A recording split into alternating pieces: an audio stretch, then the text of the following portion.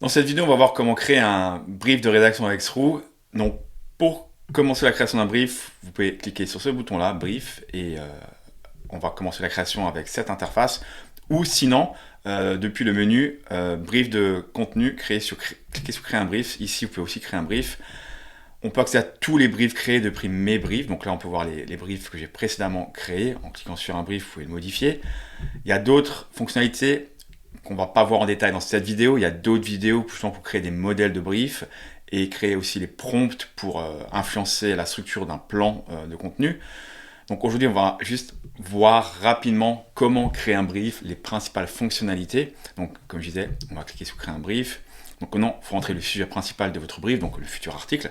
Disons, on veut créer un article sur la rédaction SEO. On continue. Maintenant, c'est comment l'audience va chercher le contenu. Donc, quelle SERP en fait elle va utiliser, quel moteur de recherche elle va utiliser. Donc, on va mettre la SERP française.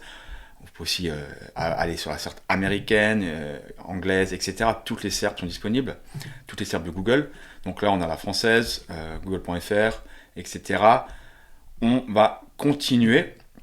Et la dernière étape, c'est le nombre de résultats qu'on va analyser. Donc 10, c'est la page 1, 20, c'est les deux premières pages, etc. Comprenez que Sroo est aussi un analyseur de SERP ultra puissant et chaque brief de contenu va être associé avec une analyse de la SERP. Donc en fait, Sroo va extraire des données de la SERP de vos concurrents pour justement pré-remplir ce brief. Donc on va rester sur 10. Et là, on peut choisir un template. Comme je dis, j'ai fait une autre vidéo pour la création d'un template. Je vous invite à aller la voir. On va garder mon super template FR. Et c'est parti.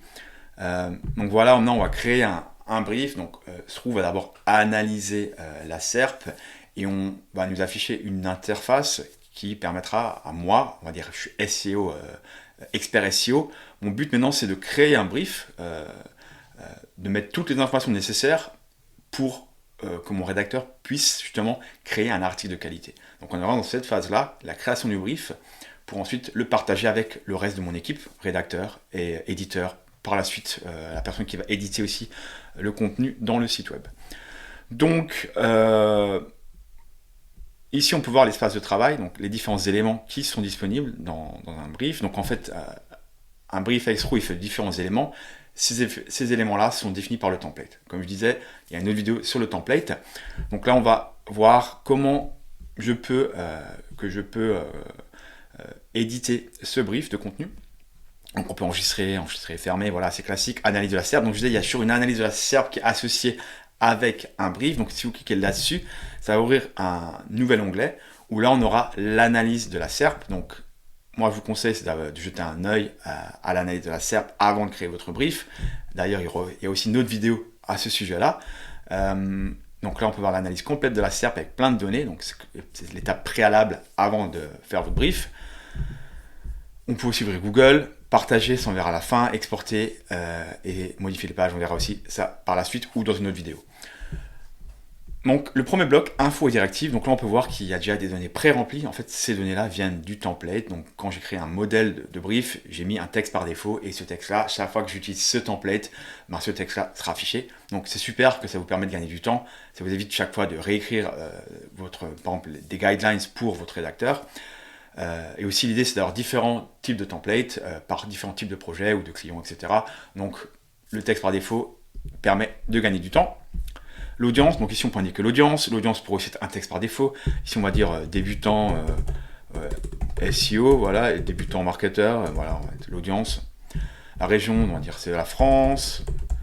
Donc maintenant il y a un bloc pour indiquer l'intention de recherche. Donc si vous avez fait une analyse de la SERP, vous pouvez dire à votre rédacteur, voilà, l'intention de recherche est la suivante. Moi, je recommande aussi de mettre l'intention de recherche, parce que c'est toujours important de donner du contexte à votre rédacteur, de dire qui est la personne qui cherche derrière. Et voilà, donc c'est vraiment important de donner du contexte à votre rédacteur. En cliquant sur ce bouton-là, l'IA va aussi analyser la SERP et vous donner une intention de recherche. Donc vous expliquez quelle est l'intention de recherche pour ce mot-clé. Donc vous pouvez bien sûr la lire, la modifier et l'adapter en fonction de votre propre analyse. Je vais garder celle par défaut. C'est juste pour vous montrer un peu l'idée de l'analyseur de SERP et de création d'intention de recherche. Ensuite, j'ai un autre élément qui est un élément libre que j'avais mis dans mon template où là, j'ai défini les personas. Donc, quel type de personne on cible avec cet article. On va dire, on va cibler le freelance, donc on va juste garder le persona numéro 1. L'entête de l'article. Donc maintenant, l'idée de ce bloc, c'est de définir le titre, la description. Donc on peut cliquer ici, et là on a un petit panneau qui nous permet de voir tous nos concurrents. Donc on peut cliquer sur un concurrent, c'est pas trop d'intérêt. Ou on peut aussi aller voir l'IA, et l'IA va nous aider à générer un titre. Donc là on peut voir, voilà, je vais prendre ce titre, et l'idée c'est aussi de voir les mots-clés fréquents ici pour modifier votre titre. Bon, je fais ça assez rapidement bien sûr, c'est pour la démo, pour montrer comment ça fonctionne. Pareil pour la description, donc là on voit toutes les descriptions des concurrents, les mots-clés dans les descriptions, et l'IA peut nous générer une description. Donc voilà, ça facilite le travail, ça accélère le travail. Et toutes ces générations par l'IA exploitent les données de la SERP. Donc voilà, c'est l'IA est, on va dire, enrichie avec les données de Google. Le slug, donc l'URL, par défaut ça prend le mot-clé, vous pouvez le changer aussi, moi je le garde. Le nombre de mots-clés cibles, donc top 3, top 10, vous mettez ce que vous voulez, moi je vais dire, on va faire 3000 mots. Le type d'article, encore une fois, des champs pour vous aider à donner du détail dans votre brief. S'il y a trop de détails pour vous, c'est pas grave, laissez ces champs libres, vides, et ils seront justement pas affichés à votre rédacteur. Donc on va laisser ces champs vides. Maintenant, le bloc très important, le bloc pour structurer, pour faire la structure des H1, H2, H3. Donc là, vous cliquez ici, ouvrez l'éditeur de plan. Donc là, maintenant, ça ouvre l'éditeur de plan et on peut voir plein d'informations. Il y a une vidéo complète sur l'éditeur de plan où je vais aller plus en détail avec toutes les petits secrets de cet outil-là. Donc là, on va le voir assez rapidement. Donc on peut voir tous les concurrents ici. Et à gauche, et de ce côté-là, à droite, on peut voir le texte où justement on pourra faire notre plan. Donc l'idée en fait, c'est que vous pouvez aller analyser vos concurrents et copier des titres, aller voir ce qui vous intéresse. Voilà, là je copie vraiment rapidement. Hein. On peut aller voir tous les titres. Donc là, on a tous les H1, tous les H2. On peut voir aussi les H2 les plus fréquents. Donc voilà, comment écrire pour le SEO est 11 fois utilisé. Qu'est-ce que la rédaction web 8 fois. Donc on peut utiliser ces titres-là, modifier ici la hauteur des titres, etc. Il y a aussi un champ questions où on aura les questions trouvées sur les pages. Voilà, donc on peut faire un peu notre marché. On a aussi les PAA. Et voilà, donc on avait plein d'informations ici pour créer votre brief. On va créer la structure du brief, on va dire créer la structure des H1, H2, H3.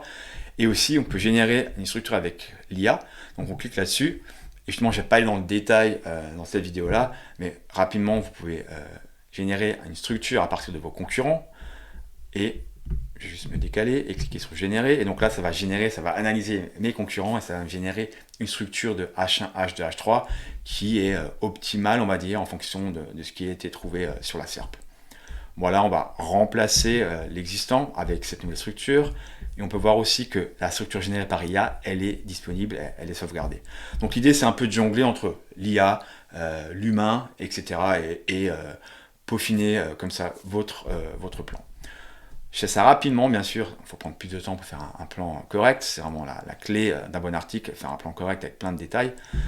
Donc moi, voilà, j'ai fini dans mon plan et on va continuer, on va voir les autres éléments.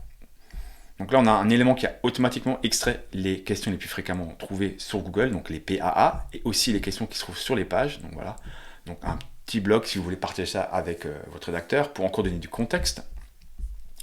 On a un autre bloc qui contient les termes fréquents, donc ça c'est vraiment les mots utilisés par les autres articles. Hein. Donc on voit le nombre de fois qui sont en moyenne utilisés par les concurrents. Donc SEO apparaît en moyenne 44 fois sur les pages concurrentes.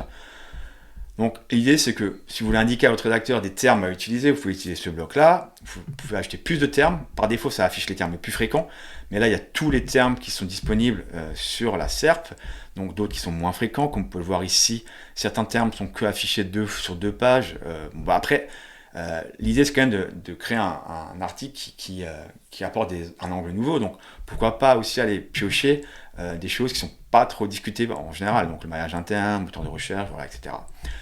On peut aussi ajouter d'autres termes, donc là, cliquez ici, et ici on peut mettre des mots-clés libres, on va dire, et pour les indiquer dans votre brief. On continue, on peut voir qu'un autre bloc s'appelle SERP métrique ici va afficher par défaut les métriques de la SERP, comme le nombre de mots moyens, le page rank, le nombre d'images moyens, la dernière mise à jour. Donc voilà, si vous voulez indiquer ça encore à votre rédacteur ou à votre client, mettez ce bloc-là dans votre brief. Et pour finir, l'analyse des concurrents. Donc là, on voit la liste des concurrents, donc en gros la SERP, avec des données comme le page rank, encore une fois, le nombre de mots et le nombre d'images. Voilà, donc ça, il n'y a que ces éléments-là, parce que il n'y a que ces éléments que j'avais mis dans mon template. Bien sûr, je vous recommande d'aller voir la vidéo sur les templates pour créer un brief qui est plus ou moins détaillé. Et pour finir, juste me décaler un peu, pour finir, on peut enregistrer, on peut partager, et ça c'est vraiment intéressant, parce que vous pouvez partager ce brief. Donc là, j'étais vraiment dans le mode création du brief, donc je veux dire, je suis l'expert SEO, je suis la personne qui doit créer le brief, et ensuite je vais le partager, donc clique sur partager, et donc là on a un lien public, donc je vais ouvrir ça dans un nouvel onglet. Donc là on a un lien public, donc c'est-à-dire que le rédacteur ou votre client, la personne avec qui vous voulez partager ça, n'a pas besoin de créer un compte avec Sroo. En fait, là on peut voir un beau brief qui est en read-only, donc il ne peut pas être modifié non plus. Donc la personne en fait, elle a juste toutes les infos pour écrire l'article, l'objectif de l'article, l'intention de recherche, encore un blog sur les personas qu'on avait rajouté, le titre, la structure du plan, donc elle peut copier et aller dans son éditeur de texte préféré pour commencer la rédaction. Elle peut voir les questions les plus fréquentes, elle peut voir les termes, elle peut voir les concurrents, donc elle a plein d'informations pour s'inspirer justement et pour créer cet article de qualité qui est essentiel pour ranker correctement sur Google. Donc voilà, on a vu à peu près comment créer un brief, vous avez vu les principales fonctionnalités. Je vous invite à cliquer sur les prochaines vidéos pour aller plus en détail, pour voir comment justement optimiser la création d'un plan, donc avec comment vraiment créer des H1, H2, H3, comment exploiter l'IA au maximum, et encore une autre fonctionnalité pour créer des prompts dans Sroo pour influencer l'IA lors de la création de ces plans de contenu.